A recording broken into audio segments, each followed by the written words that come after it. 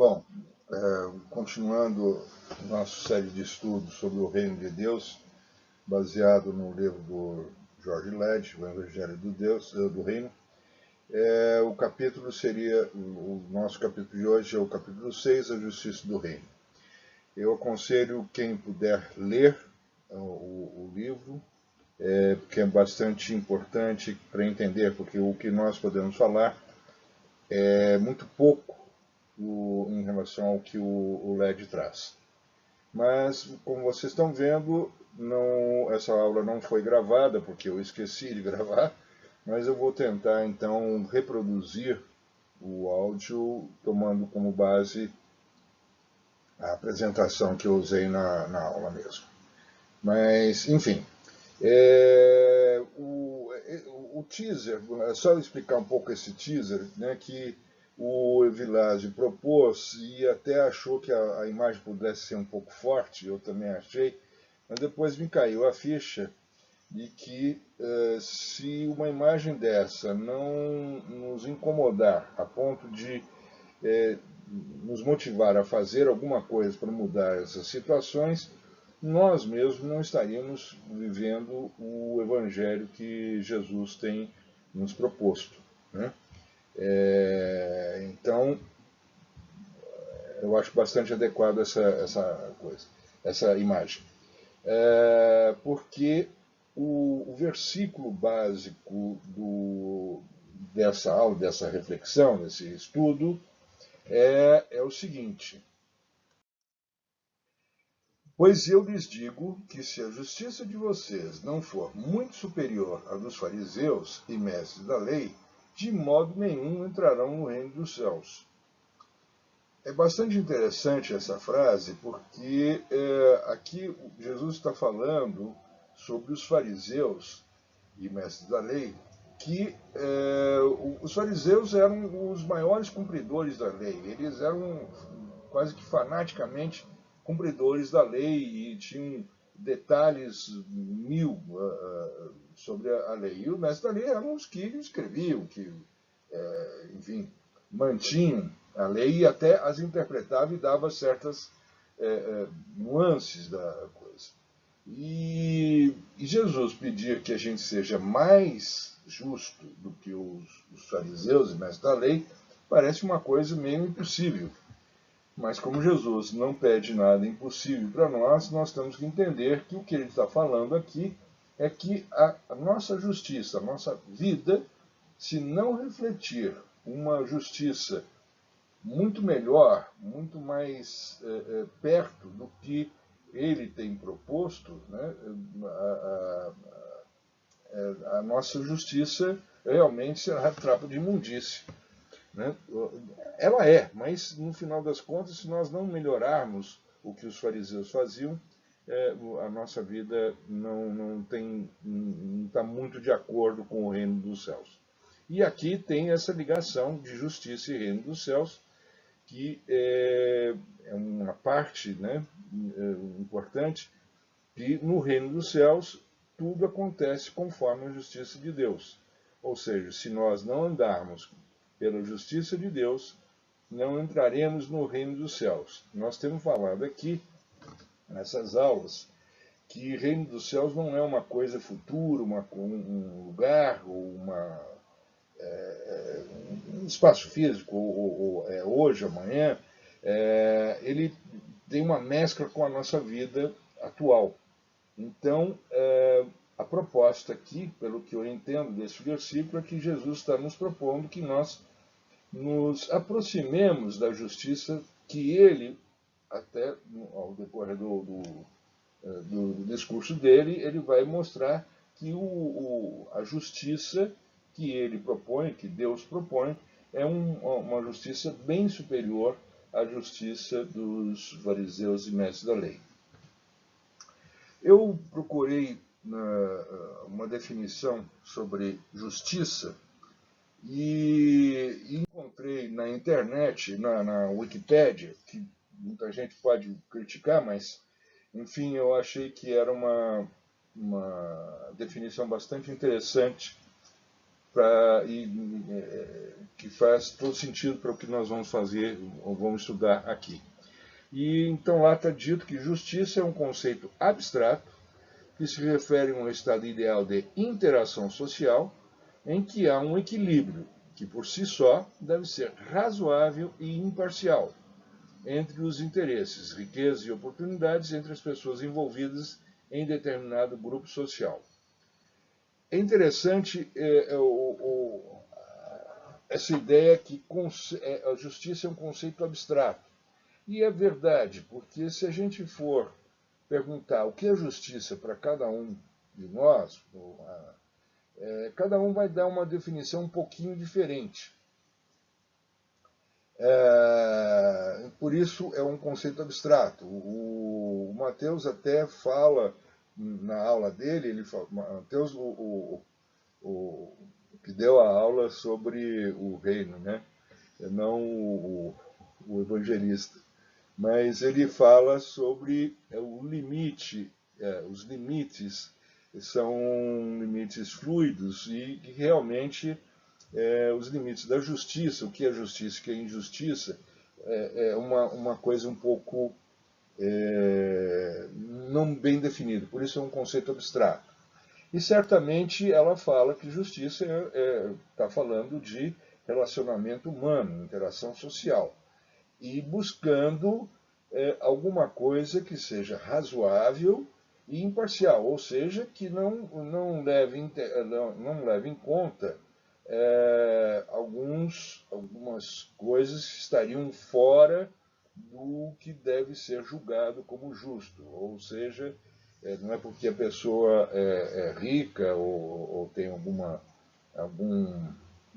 foro privilegiado, que vai ter uma justiça diferente, né? E essa é a imparcialidade.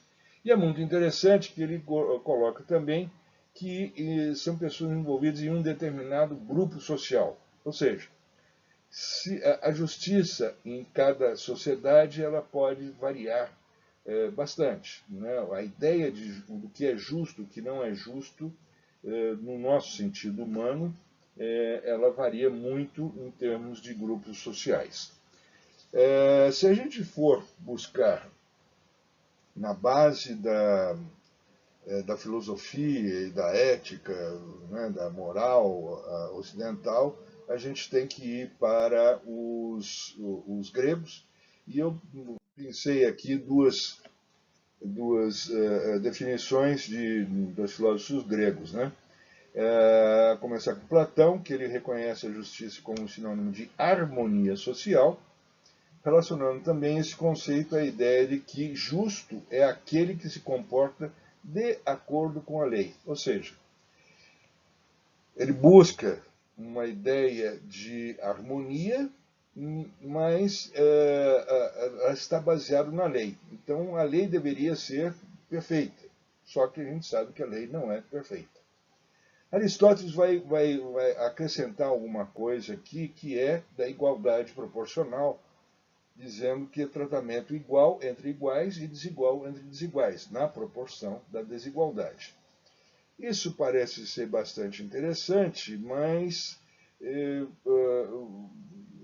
tem certas situações que nós vamos ver que isso talvez não seja exatamente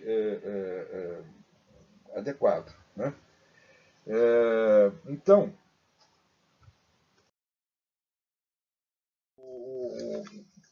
na Bíblia, a primeira ideia de justiça, da justiça de Deus, aparece logo no começo, em Gênesis 2, lá para o versículo 9, quando então o Senhor faz nascer do solo todo tipo de árvore, agradáveis aos olhos e boas para alimento. E no meio do jardim estavam a árvore da vida e da árvore do conhecimento do bem e do mal, e ele continua no versículo 16, coma livremente de qualquer árvore do jardim, mas não coma da árvore do conhecimento do bem e do mal, porque o dia em que dela comer, certamente morrerá. É lógico que ele está falando aqui para Adão, está no singular, mas certamente Adão transmitiu as mesmas coisas para Eva. Aí, quando Eva vê a árvore, reparem que ela usa os mesmos termos. Né? Quando a mulher viu que a árvore parecia agradável ao paladar, era atraente e atraente aos olhos, aí a gente vê esse paralelismo bíblico, né, que acontece muito em todos os textos bíblicos, esse paralelismo entre o atraente aos olhos e agradáveis aos olhos. E aqui agradável ao paladar, boas para alimento. Né? Então, esse paralelismo mostra que o que a mulher está fazendo é exatamente aquilo que Deus tinha falado. Porém, ela acrescenta alguma coisa. Né? Isso é um problema. Ou seja, além disso, ela acha desejável para dela se obter discernimento. Esse é o grande problema. Ou seja, estava indo tudo bem, ela estava fazendo exatamente o que Deus tinha falado, porém ela acrescenta alguma coisa que, lógico, com a sugestão da serpente, ela vai acabar comendo e não exercendo exatamente a justeza, né, a justiça de Deus. Eu queria fazer uma metáfora aqui sobre o que é a justiça de Deus. Seria melhor vendo, mas imaginem vocês um ímã. Se a gente usasse a mão como se fosse imã, né? Então, se a gente fizesse um C com as duas mãos, em que os indicadores fossem os polos positivos e os polegares os polos negativos. Se nós juntarmos os indicadores e o polegar, certamente, se for um ímã, nas características que eu falei, eles vão se repelir, certamente.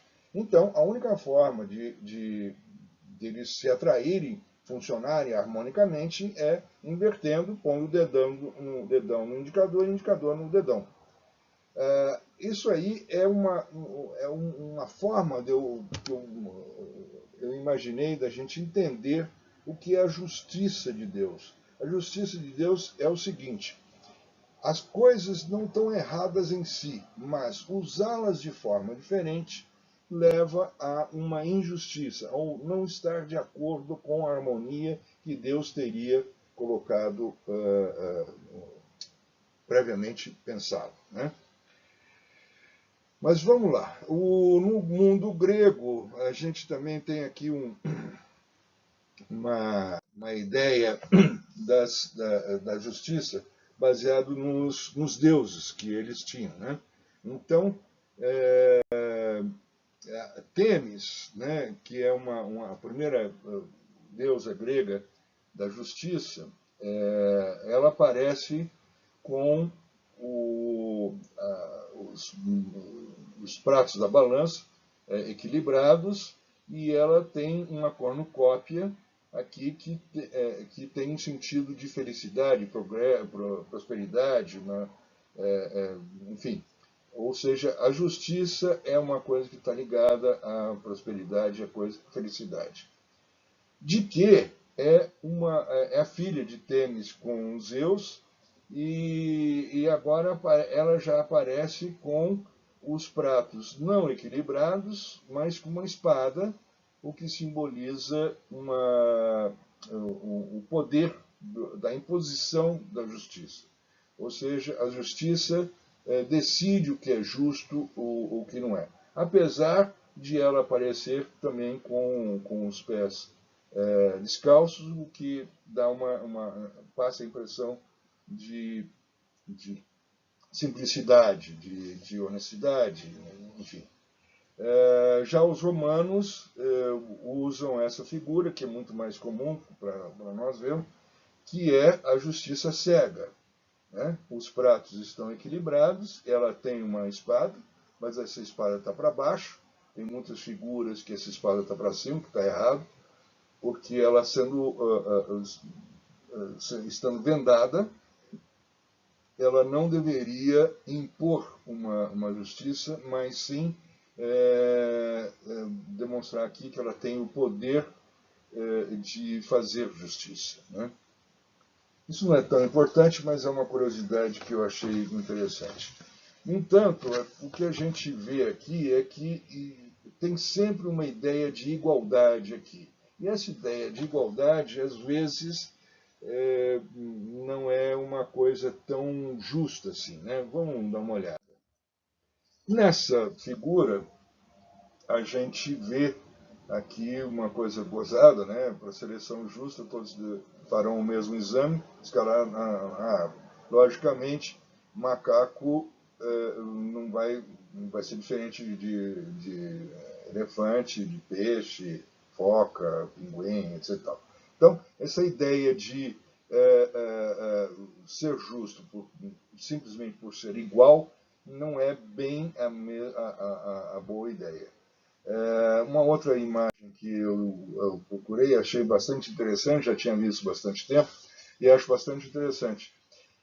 Essa ideia de igualdade, ou seja, todo mundo tem a mesma oportunidade. Agora, seria justo que o que tem mais dê a sua parte para o que tem menos?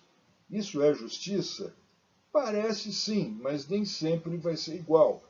Mesmo Jesus vai dizer, em um certo momento, que aquele que tem muito, muito lhe será acrescentado, e aquele que tem pouco, até esse pouco que tem, lhe será tirado. Então, não é uma coisa assim. A nossa justiça realmente, a gente precisa pensar muito bem no que é justiça. Não quero provocar nenhuma discussão aqui, mas para a gente pensar. Vamos dar uma olhada no que a Bíblia, na verdade, fala. Esse artigo do Armindo dos Santos, que é um padre, teólogo muito bem formado, doutor, com doutorado e mestrado, não sei o que lá, em Roma e papapá, e fez esse artigo que eu achei muito interessante. E bom, está aí, se alguém quiser fazer consulta, está aí. Mas eu vou destacar algumas coisinhas que ele fala. Tá? Primeiro, ele diz que justiça aparece 523 vezes na Bíblia toda, na Bíblia hebraica, no Velho Testamento. Né? E usa basicamente 3 termos. Eu não sei a pronúncia correta de cada uma delas, mas eu vou tentar aqui. Mishpat teria esse significado de juízo, de lei enquanto a direito, ou seja, a parte, vamos dizer, quase a lei, o que está escrito. Né?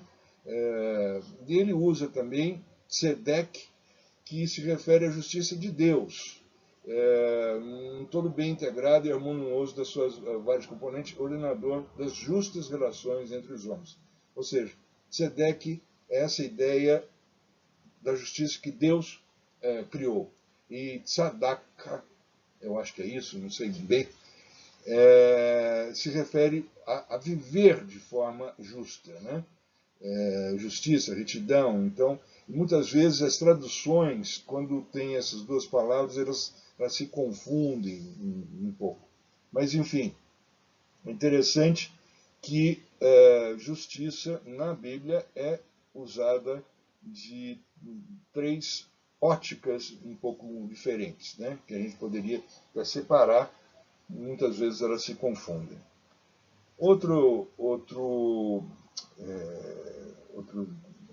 parágrafo que ele usa, eu achei bastante interessante, os atentados contra a justiça são entendidos como ocasionados por uma perturbação da ordem cósmica, que só poderia ser restaurada pelo perdão de Deus, não enquanto credor severo, depois nós vamos ver, né, um credor severo, que põe em ordem dívidas, mas enquanto criador que repõe o ser humano na sua condição de ser amado por ele e para reparar os danos causados ao cosmos. Está vendo? A ideia da criação, né? A criação perfeita. O apelo a um comportamento ético na vida, especialmente pela prática da justiça, da retidão e da autenticidade da verdade, assentava em Israel a ideia de que o ser humano, fazendo o bem, fugindo do mal, estava a reverberar no mundo a justa ordem, estabelecida por Deus na criação do cosmos e do ser humano segundo o plano da harmonia. Ou seja, essa é a ideia mais central, me parece, da justiça de Deus. Ou seja, como ele fez a coisa justa. Muitas vezes a gente acha que as coisas não estão acontecendo de acordo com o que a gente acha justo, mas isso depende, isso está de acordo com a harmonia que Deus teria feito desde lá, desde a criação. Outros frases que ele fala, eu acho bastante interessante. A pessoa será justa ou injusta, não por cumprir rigorosamente os preceitos em causa, os preceitos escritos, né? Mas por se relacionar justa ou injustamente com outra pessoa. Ou seja, retomando aquela ideia que a justiça tem muito a ver com interação pessoal e o que é bom para um, se não for tão bom para o outro, não pode ser bom para todos, e não pode ser justo, portanto. Respeitando a diferença, a justiça procura igualdade na comunhão. Certamente a gente procura igualdade, mas deve-se respeitar a diferença. Esses são conceitos que estão na Bíblia. Está cheio de referências no artigo desse padre. Por último aqui, a concepção hebraica de justiça não se baseia na concordância das ações humanas com certas normas jurídicas de caráter absoluto, mas um comportamento adequado dentro de uma relação bilateral entre pessoas. O qualificativo justa reconheceu gostosamente a lei como um princípio de orientação da vida cotidiana. Assim, no juízo das relações meramente humanas, não se diz que se castiga justamente o culpável, e sim que se faz justiça ao justo e se condena o culpável. Ou seja, não é na justiça de Deus, condenar não é parte da justiça de Deus, é parte da justiça do homem, que condena o culpável, mas faz justiça ao justo. O problema desses conceitos é que, depois do exílio da Babilônia, houve uma deturpação grande do que era a lei, né? Eles, por não querer ficar tão presos ou com medo de ter outra reprimenda de Deus e os mandar para a Babilônia de novo, eles começaram a ficar muito zelosos, mas muito zelosos mesmo com a lei. Vocês lembram que Neemias, depois da construção de Jerusalém, vai lá, lê a Bíblia, lê o livro da lei de manhã até à noite, e eles começam a ter um cuidado muito grande com o que está escrito, em praticar aquilo que está escrito. Isso eles até chamam isso de Torá oral, e mais tarde, depois dos anos 70, depois da destruição de Jerusalém, essas tradições, essa Torá oral, ela é escrita, vai dar origem ao Mishnah e o Talmud. Ou seja, quando Jesus começa a falar de tradição, a sua tradição fala uma coisa, etc., ele está falando dessa Torá oral, que é uma interpretação das leis de Deus. E um dos problemas clássicos que Jesus fala muito é o trabalho no sábado, né? E eles eram muito rígidos com isso, mas precisavam saber o que é trabalho. No final das contas, se você for julgado, eu preciso ter muito bem definido por que você está sendo julgado, por que você está sendo condenado. O Led vai falar da história da roseira, que é mais ou menos o seguinte, por isso que eu recomendo que leiam o livro, mas na história da poda da roseira ele diz o seguinte: se eu chegar no sábado em casa e tiver uma folhinha amarela, meio caída na minha roseira, se eu arrancar essa folhinha, seria trabalho? E se eu achar que tem um galinho seco, eu quebrar, isso é trabalho? E se o galinho for um pouco mais grosso do que é possível, eu tenho que usar um canivete, isso é trabalho? Ou uma tesoura de poda? Enfim, o que é realmente trabalho? E outro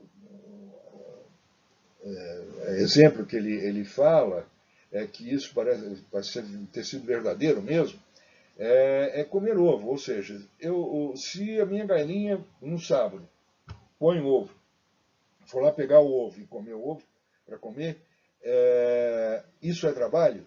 E aí houve uma grande discussão por causa disso, para saber se ir lá pegar o ovo é trabalho ou não. E eles chegaram à conclusão que se você tem a sua galinha para fins comerciais, para você ter uma granja, alguma coisa, pegar o ovo para você comer é trabalho. Porém, se você tem a sua galinha ali no seu terreiro para ciscar, coisa e tal, não é o objetivo comercial, pegar o ovo não é trabalho. Então, isso para nós pode parecer uma coisa meio estranha, até engraçada, mas para eles era muito sério isso. Então, é mais ou menos sobre isso que Jesus vai se levantar. Né? Ou seja, a justiça de Deus ela está muito centrada, né, no Sermão do Monte, que a gente já vem estudando alguns módulos para trás, e certamente é uma base do que, como Jesus entende qual é a justiça de Deus, qual é a justiça que excede a justiça dos fariseus, que nos levaria a entrar no reino, ou viver, se for né, viver aqui, já uma parte do reino, se não é totalmente o reino, mas a gente pode viver o reino aqui praticando a justiça. Porém, a gente sabe que o Sermão do Monte, como o Stott mesmo diz, é uma contracultura, ele vai muito contra aquilo que se imaginava, e até exagerando algumas coisas que é de difícil execução. Realmente, pensar em executar exatamente aquilo que Jesus fala é um pouco difícil. Né? Ele mesmo fala, né? Seja perfeito como o Pai é perfeito, e sabendo que nós não somos perfeitos. Então, na verdade, só como fruto do Espírito é que a gente realmente poderia viver a justiça divina aqui e agora já. Depois, lá no reino, quando tudo passar, a coisa vai ser diferente. Mas a proposta de Jesus é o convite a que a gente faça isso já, desde já, né? Para que a nossa justiça realmente exceda a justiça dos fariseus, não é só a filigrana da lei, mas que a gente realmente possa viver um pouco mais perto daquilo que será o ideal no reino de Deus. Alguns exemplos que ele vai dar, tem sempre essa frase, né? Vocês ouviram o que foi dito, e eu, porém, lhes digo. Esse contraste entre o que ouviram, o que foi dito, ou seja, lembram lá que era aquela tradição oral, né? A Torá oral. Isso não estava escrito ainda, então eles, tudo que você ouviram que foi dito, tinha muito pouca coisa escrita, na verdade, né? Era difícil a leitura, eram poucos as cópias, enfim, era tudo falado. Então, vocês ouviram o que foi dito, eu, porém, lhes digo. E aí, nós não sabemos bem esses versículos, seria bom cada um ler com cuidado essas passagens, mas e tentar entender um pouco melhor o que Jesus está falando sobre isso. Mas, aqui dando uma rápida pincelada, ele vai falar sobre a ira e vai comparar, falando, não matarás, né, ouvindo que foi dito, não matarás, e eu, porém, nos digo que se você falar bobinho para o seu irmão, para o seu amigo, enfim, a pessoa que está do seu próximo, bobinho, ou um pouco mais duro, energúmeno, sei lá, mentecapto, ou coisa desse tipo, você está incorrendo no mesmo problema do não matarás. Ou seja, parece que uma pequena ira, uma pequena discussão entre pessoas, Jesus está comparando a um assassinato. Realmente é uma ideia bastante radical, porém nos dá a ideia do que é o que ele está falando de justiça. Lembre-se daquilo, né? Se você tiver algum problema com alguém e vai fazer uma oferta, um sacrifício, e lembrar disso, deixa a oferta antes do altar, vai se compor lá com o seu amigo, né? Com o seu oponente, enfim. Ou seja, a justiça de Deus é um pouco maior do que simplesmente levar a fazer um sacrifício e está tudo bem, né? Depois ele vai falar sobre pureza, sobre adultério, e aí vai falar aquele negócio de olho, né, arranca o olho, se o olho te faz pecar, arranca o olho, se a mão faz pecar. O que ele está dizendo ali, na verdade, é o seguinte: olha, se o olho te faz pecar, arranca. Realmente, se isso resolver não pecar mais, tudo bem, arranca. Mas não é bem isso. Ou seja, não adianta você arrancar o olho, cortar a mão, se você continuar desejando fazer o pecado, né? Desejando o pecado, seja adultério, seja qualquer outra coisa, tá? Depois ele vai falar também sobre a honestidade, e chega a conclusão, no final ele vai falar sobre o juramento, né? Ou seja, o seu sim, sim, não, não.